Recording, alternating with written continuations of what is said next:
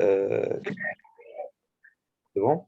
Alors, normalement, pour la première question qu'on a pendant le premier contrôle, donc la question a été très simple, c'est de déterminer les quatre étapes, c'est bon?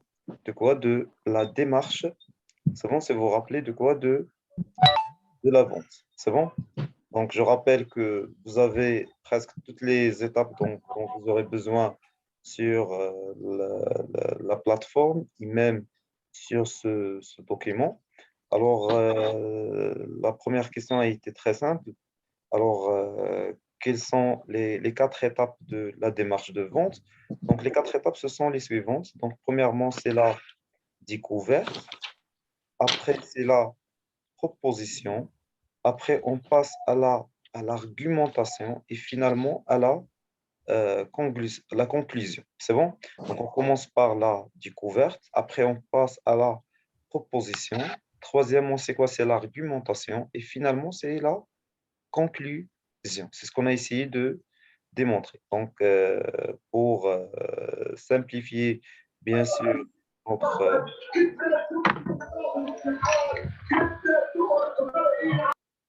bon. Donc, normalement, donc, ça a été de cette manière. Donc, c'est la première question. Vous m'entendez sans aucun problème? C'est bon? Oui, c'est bon. Très bien. Donc, pour Zakaria, je vais vous C'est bon. relancer juste, Zakaria, donc je vais relancer pour vous l'activation son. Juste, il faut faire attention concernant, car il y a un peu de bruit qui vient. C'est bon? Maintenant, Zakaria, c'est bon?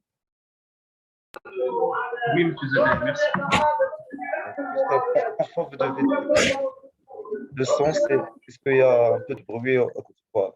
Très bien. Donc, vous pouvez désactiver à n'importe quel moment le son. De cette manière, on peut y aller donc, d'une manière plus simple. Donc, je rappelle, donc, les quatre étapes. Donc, ça, c'est le corrigé du contrôle qu'on a passé, puisque vous aurez, Inch'Allah, le contrôle ce lundi. Donc, la première question a été comme suit. C'est bon, donc, c'est le corrigé, voilà, de cette séance. Voilà, donc normalement pour Yoma Diallo, vous pouvez désactiver le caméra si vous voulez, donc ça sera mieux. Alors ici, donc on peut commencer par la découverte, c'est bon. Après, on aura la deuxième étape, c'est comme on a déjà précisé, donc il y en a quatre étapes. La première, c'est la découverte. La deuxième, c'est la proposition. Et après, on passe à quoi? À l'argumentation et finalement à la conclusion. Donc la découverte, après quoi? C'est la proposition. C'est clair? La proposition. Et finalement, c'est l'argumentation. Et on termine par la conclusion. La deuxième question, quelle est la différence entre, donc je rappelle, donc pour la première question, est-ce que c'est clair donc, pour tout le monde? Je peux passer à la deuxième. Oui, oui. Voilà, donc juste pour donner plus d'explications, donc la découverte, c'est-à-dire je vais essayer de découvrir les besoins du client. Après, à partir une fois qu'on va préciser ses besoins, on va proposer le produit ou bien le service ou bien le bien le plus adapté à son besoin et on va lui donner des argumentations pour l'encourager à prendre la décision d'achat. Et bien sûr, on aura une conclusion, c'est-à-dire, quand on parle de conclusion dans la vente, La c'est-à-dire, fin de vente. voilà, la fin de vente, soit terminée par un achat ou bien par un refus de l'offre. Bon. La deuxième question, a été très simple aussi.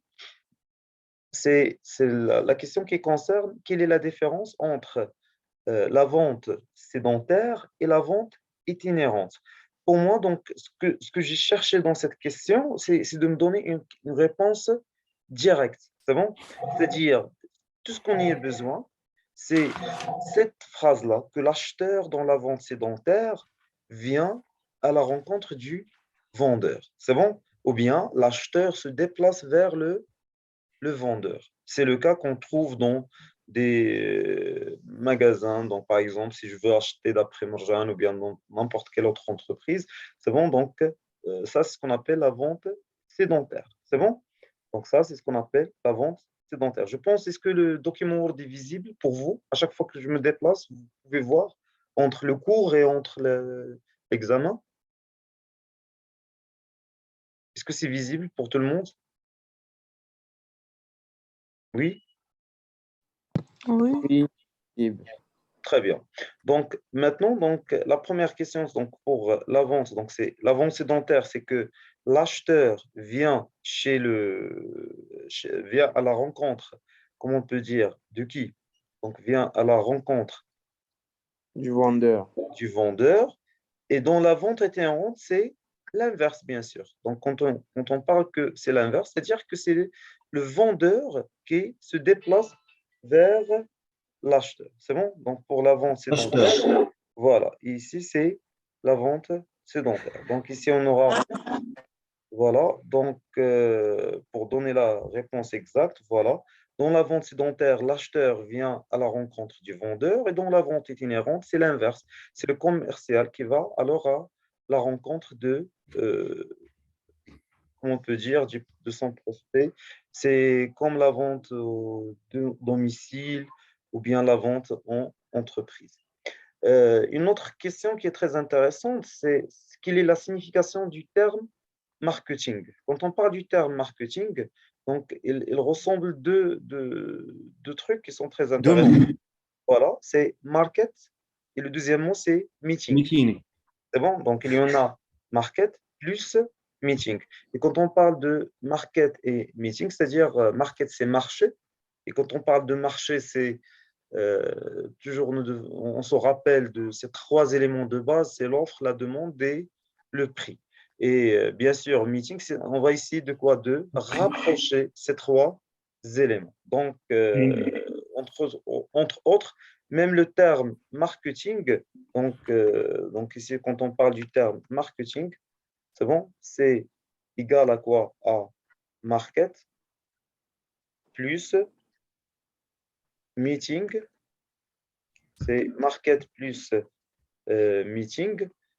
Aussi, il y en a le marché, c'est quoi? Donc, c'est rapprocher ou bien réunir les trois éléments, donc réunir les trois éléments de quoi? D'un marché. Donc, les trois éléments d'un marché. Donc, quels sont ces trois éléments? Bon, c'est L'offre. l'offre, la demande Et le prix. Le et prix. le prix. C'est bon? Et le prix. Donc, ça, c'est Ouais. ce qui nous intéresse pour cette deuxième question, c'est de réunir les trois éléments ou bien de rapprocher les trois éléments de quoi? Du marché. C'est bon? C'est-à-dire approcher l'offreur du demandeur et l'inverse, et de même de trouver le prix idéal pour ces quatre éléments. Donc, je rappelle pour la question numéro 4, elle a été très simple, quels sont les 4 P classiques.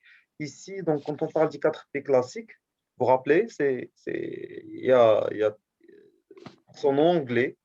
Donc, le premier, c'est quoi? C'est product, Product.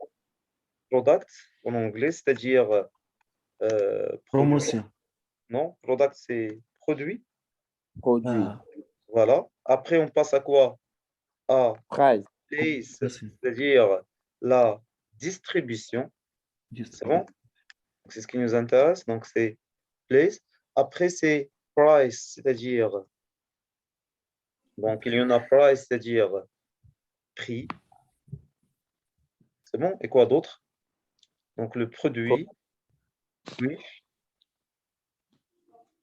Et quoi d'autre? C'est Promotion. très bien. C'est La quoi la communication. promotion? C'est la communication, c'est-à-dire la publicité, ainsi de suite. Donc, ça, c'est très intéressant pour se rappeler des 4 P, donc, qui sont très, très intéressants. Normalement, ça, ce sont les 4 P classiques. Aussi, il y en a ce qu'on appelle les 7 P. C'est bon? Donc, ici, on parle juste des 4 P. Mais normalement, vous devez aussi connaître que actuellement, vous voyez avec moi cette photo, non? Oui. Voilà. Donc, pour Oui, oui. faire des choses, donc, par exemple, s'il y en a prix, price, product, produit, après distribution, place, après c'est promotion. C'est la promotion, bien la communication.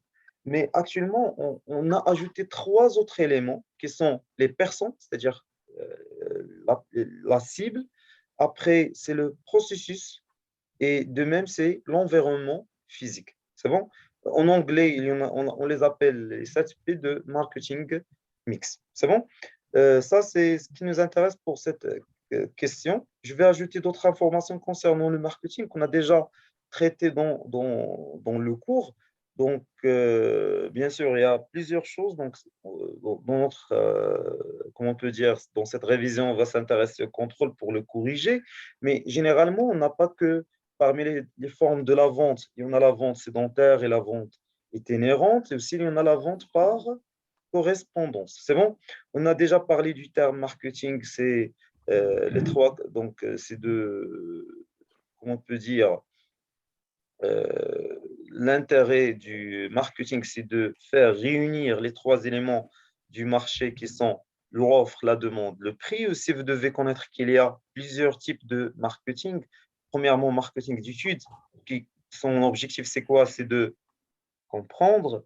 Après, il y en a le marketing stratégique qui nous permet de choisir en utilisant la segmentation et le ciblage et le positionnement. Et finalement, il y en a le marketing, bien sûr, comment on peut dire, le marketing mix, c'est bon? C'est ce qu'on a ici de voir, c'est pour agir. C'est bon? Quand on parle du marketing mix, donc normalement, notre intérêt dans ce cas-là, c'est de agir. Donc, il y a trois éléments, comprendre, marketing d'études. Après, il y en a le marketing stratégique, c'est choisir. Et finalement, il y en a le marketing opérationnel ou bien le marketing mix, que son intérêt, donc bien sûr, c'est d'agir, de prendre une décision. C'est clair?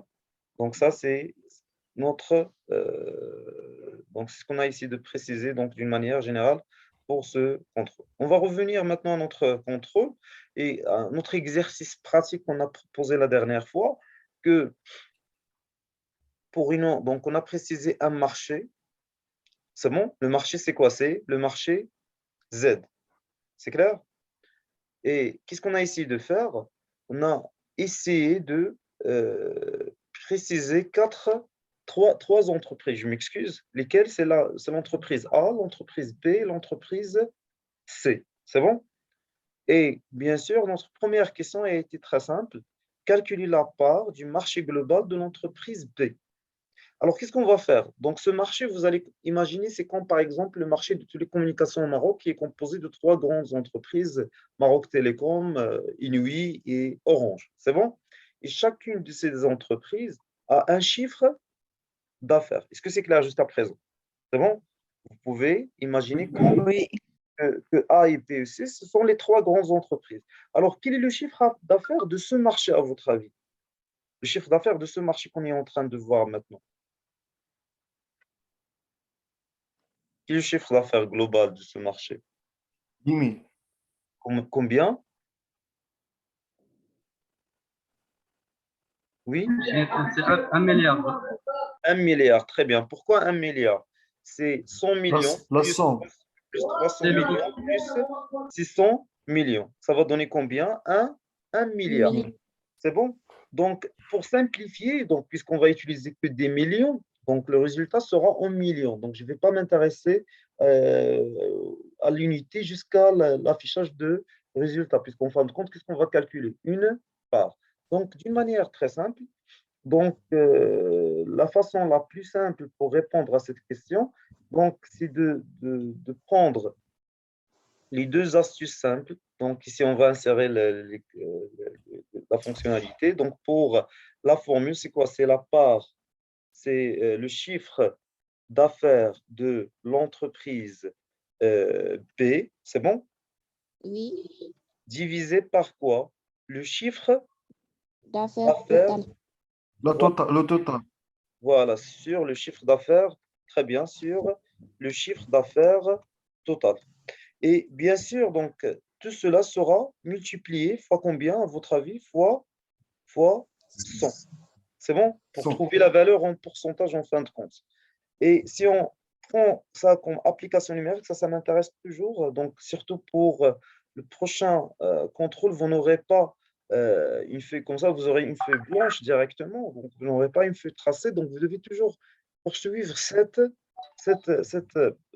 méthode, de me donner la formule, après de faire une application numérique, après de lancer le résultat. Donc, au moins, même si vous avez fait une erreur de calcul, vous aurez une part de la note. Alors ici, on va prendre 300, puisque c'est 300 millions. Le chiffre d'affaires total, c'est la somme. Donc pour moi, je ne vais pas parler comment on peut dire, d'un milliard. Donc je vais prendre directement ici 1000. C'est bon? Donc je vais prendre directement 1000 pour simplifier le calcul. Donc ici, on aura 1000. Et la dernière opération, on aura exactement 30%. C'est-à-dire, si on prend 3 sur 10 fois 100, donc ça va donner exactement 30%. Ça, c'est la part du marché global. Après, dans la deuxième question, on a commencé à s'intéresser à une autre chose qui est très intéressante aussi. Il est la part du marché relative de l'entreprise P par rapport à l'entreprise C. Ici, donc, on va essayer de comparer combien représente le chiffre d'affaires de l'entreprise B par rapport au chiffre d'affaires de l'entreprise C. Alors, à votre avis, ça va donner combien? Donc, ici, c'est le chiffre d'affaires de l'entreprise B divisé par le chiffre d'affaires de l'entreprise C. C. Le tout sera divisé par combien? Donc, on va remplacer maintenant.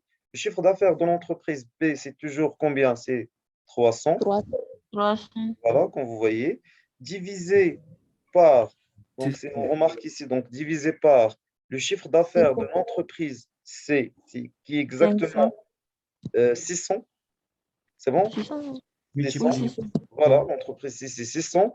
Donc 300 sur 600 fois 300, ça va donner 50%. C'est-à-dire que, donc, à quoi sert la part du marché relative? Il permet de préciser notre position par rapport à notre concurrent. La dernière question, elle a été très simple. Que signifie la méthode CAP? C'est bon? Oui. Donc, on rappelle que la méthode CAP, donc c'est caractéristiques, avantages et preuves. C'est une méthode qu'on utilise généralement pour l'argumentation. C'est bon? Par exemple, ici, si vous voyez, donc, si je veux, par exemple, vendre un téléphone, qu'est-ce que je vais dire comme caractéristique? Ce téléphone de voiture est équipé d'une fonction main libre intégrée. C'est bon? Ça, c'est une caractéristique. C'est bon? L'avantage, c'est quoi? Quelle est la valeur ajoutée pour le client? Ce qui vous permet de téléphoner sans lâcher les mains du volant. C'est bon?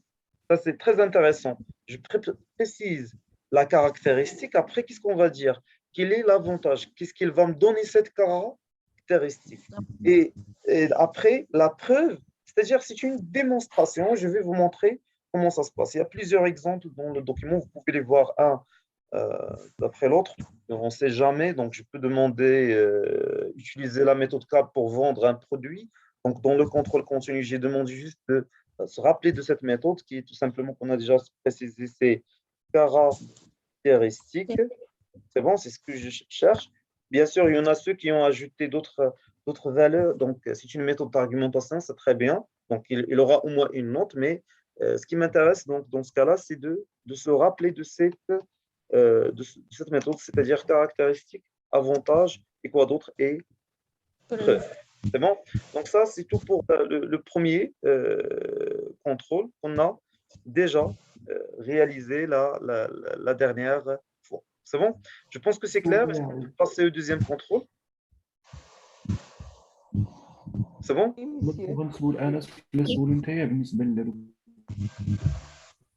Oui, Chebeb, est-ce que les cas, il y a des questions? Qui a déjà une question? Oui? إبراهيم أستاذ. Brahim, oui, Brahim. ماشي أنا أستاذ ماشي أنا. Voilà. Donc, j'ai entendu quelqu'un qui a commencé à lancer une question. Donc, si tout est clair, c'est bon, on passe au deuxième contrôle. Sinon, si vous avez des questions, on peut le rappeler. Donc, sur le contrôle, généralement, ça sera une meilleure façon pour... Monsieur, j'ai une question. Oui, La question 5. Vous avez pris 1000 au lieu de prendre 1 milliard. Pourquoi? Je n'ai pas compris. très bien. Donc, je rappelle, c'est question juste de proportion. C'est bon? Moi, Mm. donc, normalement, si j'ai pris 1 milliard, je dois prendre Réduction. combien? 300 millions. C'est bon? Mm. Donc, moi, Oui. mais moi, j'ai utilisé 300, j'ai annulé les Réduction. millions, on peut simplifier avec les millions, donc d'une manière très simple. C'est bon?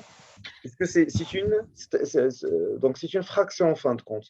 Donc, je peux simplifier les millions. Pour cela, ça n'a aucun sens. Donc, mais si vous voulez, j'accepte une deuxième réponse. Donc, même si c'est juste, c'est 300 milliards divisé par 100 milliards. Mais ça va changer aucune chose. C'est juste une proportion. J'ai annulé l'unité million, c'est bon? Et ici, donc, à la place de dire 1000 millions, ça sera un peu, donc je vais écrire 1 milliard. C'est bon? Pour cela, donc, j'ai simplifié par les millions, puisque ça ne va pas, comment on peut dire, changer la valeur qu'on cherche. C'est bon? Parfois, si on utilise la même unité dans un taux comme celui-là, ou bien dans un part, donc ça sera très simple de minimiser. Même j'ai le droit, j'accepte même une autre question, 3 sur 10 fois 3. Est-ce que c'est clair? Oui, monsieur. Voilà, donc puisque 6, donc c'est... Est-ce qu'il y a d'autres questions? On passe alors, donc on passe au deuxième contrôle. C'est bon? Oui. Oui, c'est bon. Voilà, alors on passe au deuxième contrôle directement. Alors pour le deuxième contrôle, donc je vais fermer cette partie, on passe directement au deuxième contrôle. Alors pour le contrôle numéro 2, donc on a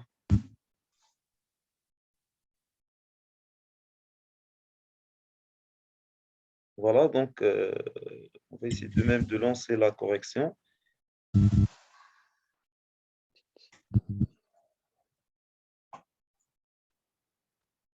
Donc c'est le contrôle numéro 2. Et ici, donc c'est la deuxième correction. Alors, que signifie B2B? Business to business. C'est business to business, c'est-à-dire c'est la vente entre deux entreprises. C'est ce qu'on appelle Entreprise. le marketing industriel, c'est-à-dire une entreprise qui cherche à vendre à une autre entreprise. Ça, c'est juste, c'est un type qui est très connu dans, comment on peut dire, dans le domaine industriel. C'est bon? Donc, c'est business, c'est bon? To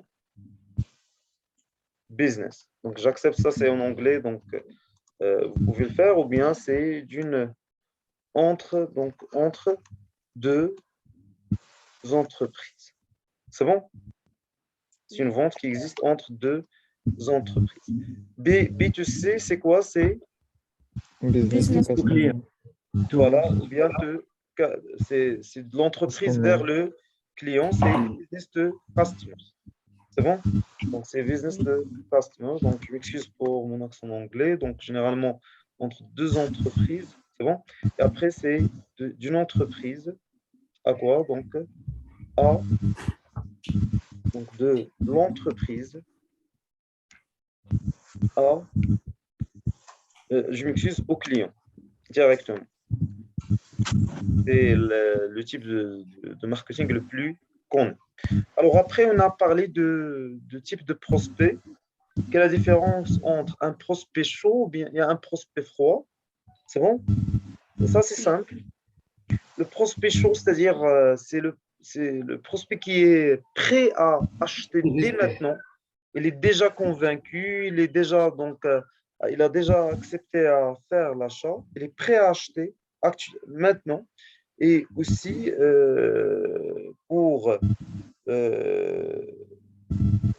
prospect froid, c'est-à-dire quelqu'un qui a montré un certain intérêt, ou bien qui n'a même pas montré l'intérêt, mais il est dans, comment on peut dire, il a l'intérêt d'acheter prochainement. Donc ça, c'est ce qu'on appelle les prospects. Donc, mais je profite quand même cette question pour parler d'autres opérations. Par exemple, ici, donc, on a précisé qu'il n'y en a pas seulement ces deux types. Alors, il y en a plusieurs types qui sont déjà illustrés sur votre document. Donc, le premier type, donc, pour voir tous la même opération, donc c'est qui concerne le prospect. Alors, il y en a plusieurs types de prospects. Le premier, c'est ce qu'on appelle le prospect. On a le suspect et on a le prospect chaud. C'est bon? Qui a exprimé son intérêt. C'est bon? Pour l'offre. Avec une intention de quoi? D'achat. Doit être travaillé sans délai. Car sinon, si on a raté ce prospect, qu'est-ce qu'il va faire? Il va réaliser son achat Avec les concurrents. chez un concurrent, puisqu'il a l'intérêt, il est déjà prêt à acheter. Mais donc, c'est question du terme. Pour le prospect chaud, il est à court terme. C'est-à-dire, je dois directement passer au marketing opérationnel. C'est-à-dire, je dois agir avec ce prospect. L'autre, qui est un prospect froid, donc il travaille à moyen et à long terme. Alors, est-ce que c'est clair? C'est bon, donc pour cette méthode, donc ça c'est pour le prospect chaud et pour le prospect froid. Ce que je cherche vraiment dans cette question, c'est-à-dire ayant récemment donc exprimé, c'est bon, son intérêt d'achat. C'est bon? Là, ça pour le prospect chaud. Donc si vous ajoutez toute la phrase, c'est bien. Et toujours, je rappelle que je préfère que vous montrez vos propres phrases. C'est bon? Ça c'est très intéressant de travailler avec vous. Vos phrases sont utilisées, les phrases qu'on a proposées dans le polyco. Alors l'autre, donc bien sûr, il a le droit de déclarer à moyen ou bien à long terme. C'est bon? Donc ça d'une part. Aussi, il y en a ce qu'on appelle la méthode sans casse. La méthode sans casse, c'est quoi? C'est une méthode aussi de quoi?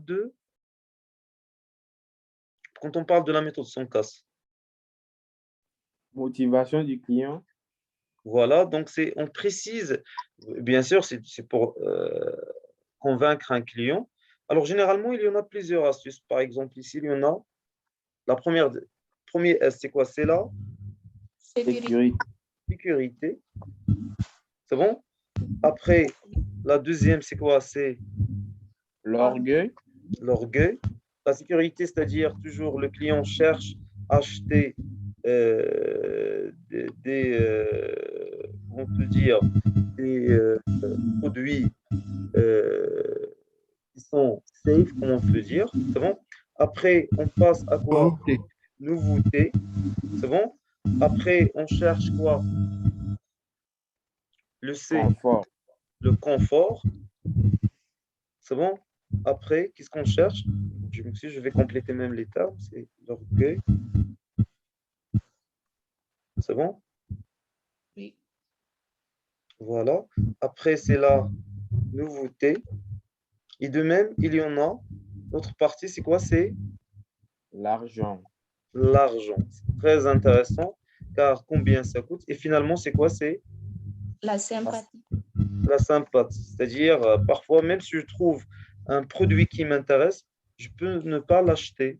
C'est bon, car normalement, le vendeur n'a pas respecté, par exemple, le client. Donc ça, c'est très important. Et on passe maintenant à l'autre question. Cette question, on l'a fait plusieurs fois, donc je pense qu'elle est très simple. Et même, vous l'avez travaillé cette question dans d'autres modules, à part le module de technique de vente, c'est le pyramide de Maslow. D'ailleurs, vous l'avez fait même dans le module du système d'information, comme vous l'avez même fait dans l'autre module qui concerne, comment on peut dire, le modèle d'économie aussi. Donc, je pense que vous avez déjà parlé de cette méthode qui est très intéressante, c'est ce qu'on appelle le diagramme de Maslow, dans lequel on précise ce qu'on appelle l'expression des besoins. C'est bon? Alors, donc pour la première question, donc c'est simple ici. Donc la base, c'est quoi? Ce sont les besoins Quels sont les premiers besoins? Ce sont les besoins physiologiques. C'est bon? Après, on passe aux besoins de quoi? De sécurité. C'est bon? Après, Oui. on aura le besoin de quoi?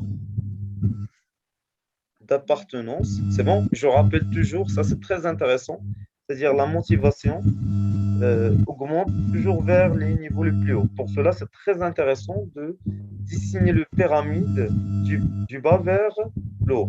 De même, on passe maintenant à cet exercice qu'on a essayé de proposer. Pour cet exercice, donc, qu'est-ce qu'on a essayé de faire? Ça, c'est mieux de le faire avec Excel. Et même, on peut même prendre les résultats ici. Donc, la première des choses, qu'est-ce qu'on aura normalement ici? Donc, si je prends une petite zone de texte même, alors, donc si on voit ici l'énoncé d'exercice, donc ça a été très simple. Alors, pour les PME, on a combien? C'est bon? Donc, j'ai les catégories. C'est bon? Après, j'ai le nombre des clients. Après, j'ai le pourcentage. C'est bon? Et en même temps, on aura le pourcentage cumulé. C'est bon? Le pourcentage cumulé.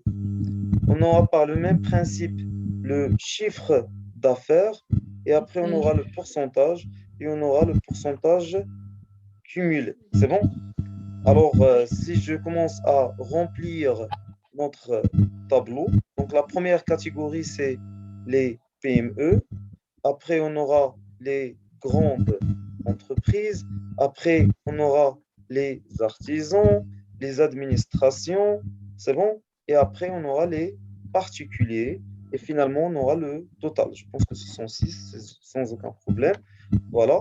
Après, pour le nombre de clients, on a 450. C'est bon? 260, 1320. Et finalement, on a 80, 92 et 1300. Je rappelle qu'on aura 5 minutes, après on aura une petite pause et on relance à nouveau. C'est bon? Alors, ici, pour faire le premier calcul, donc, qu'est-ce qu'on va faire? Donc, d'une manière très simple, je vais cliquer sur la somme.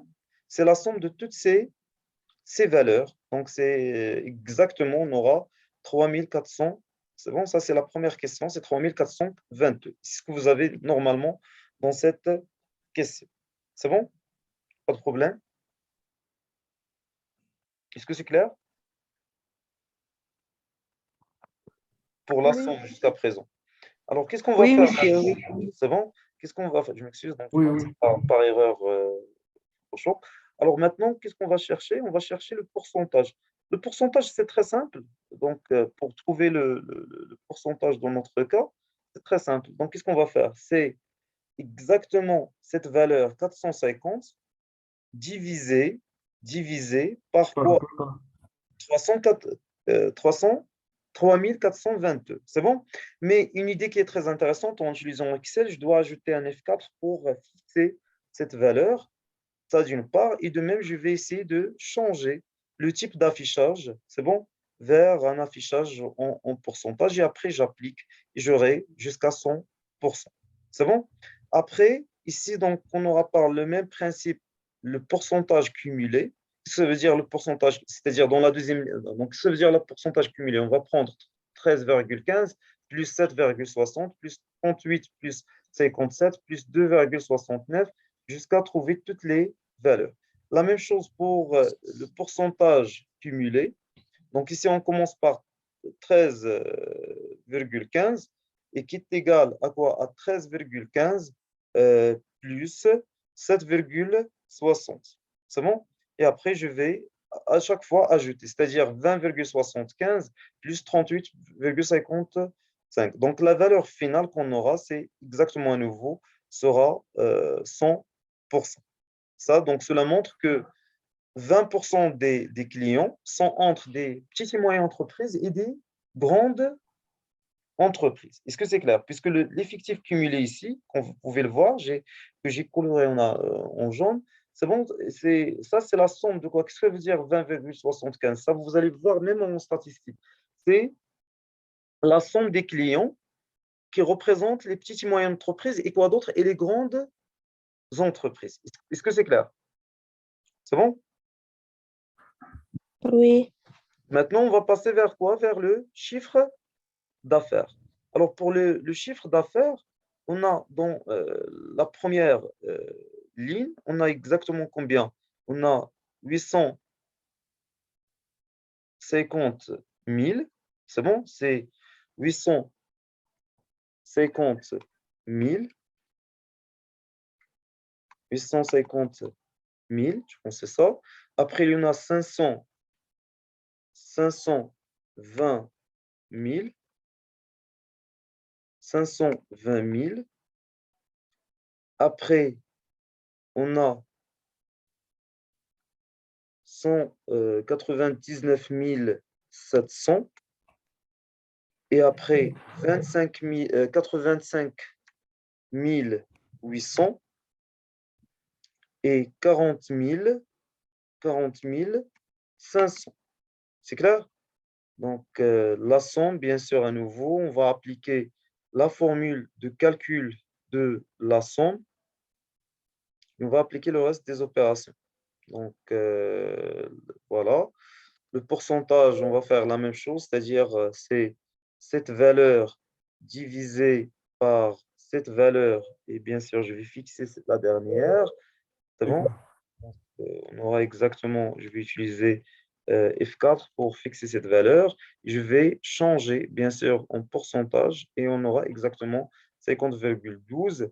Je commence à prendre ces valeurs. Donc, ce que vous allez remarquer, donc je vais calculer maintenant ce qu'on appelle l'effectif cumulé croissant, c'est-à-dire cette valeur au début, donc c'est sans aucun problème, mais à partir du deuxième ligne, je vais prendre cette valeur plus cette valeur. C'est bon, c'est mieux avec Excel. Donc, vous aurez.